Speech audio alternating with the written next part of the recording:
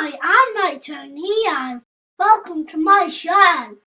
Today's tech tip is how to do our oil change. Put an oil pan under your bike. Get together all of the tools you'll need. I just use a socket set and some old rags.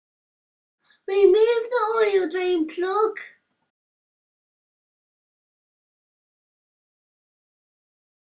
Completely drain the dirty oil. Give the oil drain plug and magnet a really good clean until it's this clean. Clean the draining point on your engine.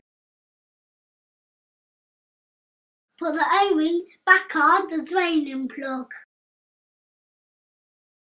Put the draining plug back in the engine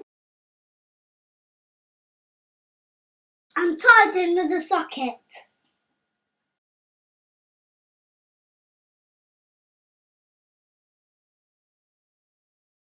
Show people you've been busy by wiping a little oil on your face.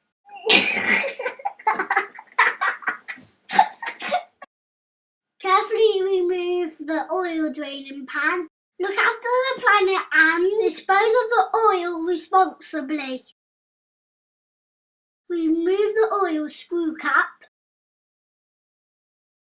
and top up with your manufacturer's recommended oil. Measure out the correct amount and pour it into the oil point.